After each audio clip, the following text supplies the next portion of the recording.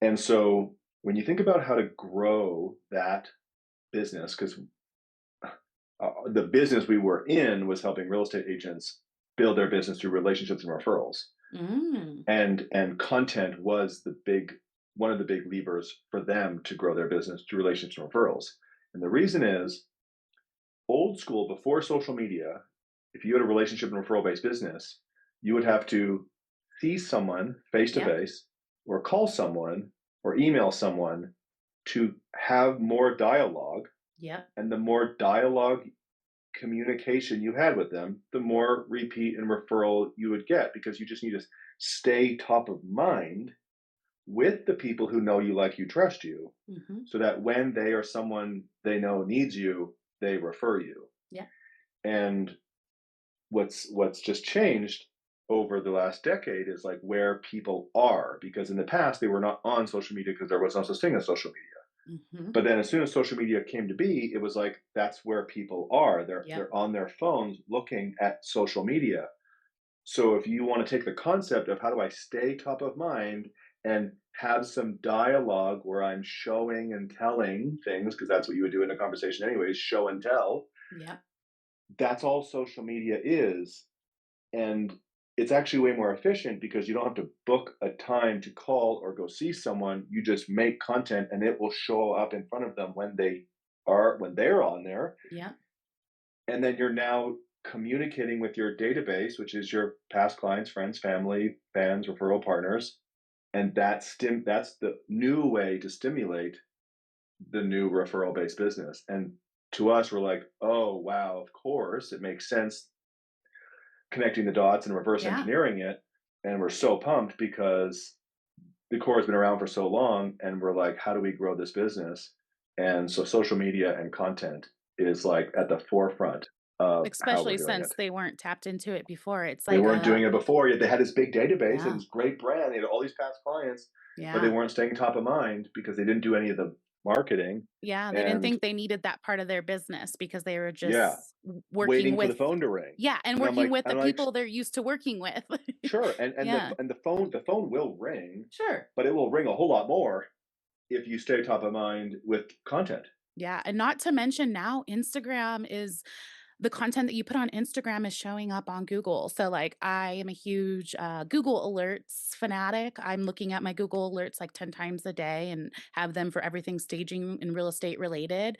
And I get so excited now because I'm like, oh, my Instagram friends in the staging community are showing up on Google Alerts now because you guys are using your location and talking about your services, and Google's little spiders are finding them. So, if what Grant said before wasn't enough reason, you wanna be on that first page of Google. So, that's an Yeah, easy way to get like there. we're making it like I'm literally attending a meeting today to like finalize our next plan for sales and marketing growth. And to like I'm trying to double the business year over year. And I believe that it's going to be email and social media and signs and houses. Those three things, if Yeah. we do them really great, it's going to work. So, let's talk about managing a team. So, I know that's something that you have a lot of passion for and experience about. What's the size of Decora? How many employees were there when you bought it, and how many are there now? So when we bought it, there was, I think, 8 full-time people and then 4 part-time. Okay. And one of the changes we did make, because they were unprofitable, they were spending too much.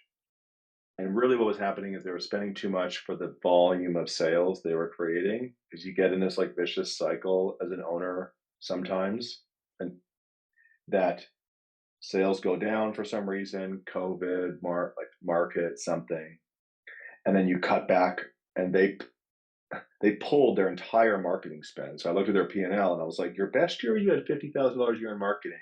Now you have nothing, and your sales have gone down.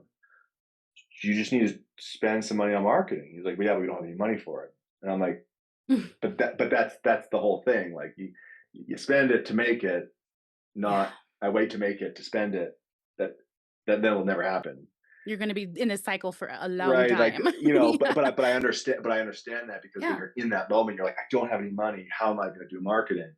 But it's like if you just are good at marketing and have faith in the whole way business works, then that's how it works. Mhm. And so, unfortunately, they were spending too much for what they were making, and so we cut and merged certain roles, and so now we only have three full-time people, not Okay. including Amanda and I. So Amanda and I have our own roles, three full-time people, and then we've increased the rest of the team.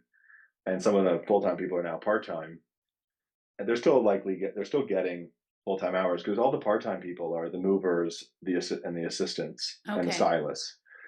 So our full-time people is our GM, our head of sales, and our head of warehouse because that's like you need those three No matter things what. when you're at a certain size. You need those Yeah. three things. Everyone else can be part-time. It's Mhm. our duty as business owners to grow the company so that the part-time people can essentially have full-time hours, Right. but we need to have that flexibility that if something happens, we're not paying for nothing. Yeah. And so that we made that shift. So how did that shift go, honestly, when you brought it to the people who were full-time? How'd you break that news to them in a way that kept them motivated to still want to work knowing that their hours were cut? Was that difficult? So at first, yes, because they were like, wait, so I'm not guaranteed this Mhm. paycheck? And I said, no, but I'm going to invest in marketing and sales and offers. I'm going to run offers and do marketing so that we have enough work so that your hours will stay the same. Mm. And then we improved other parts of the company. We improved the benefits plan that once you're over a certain number of hours, you get, which was some of the people who were guaranteed hours didn't get benefits. Mm.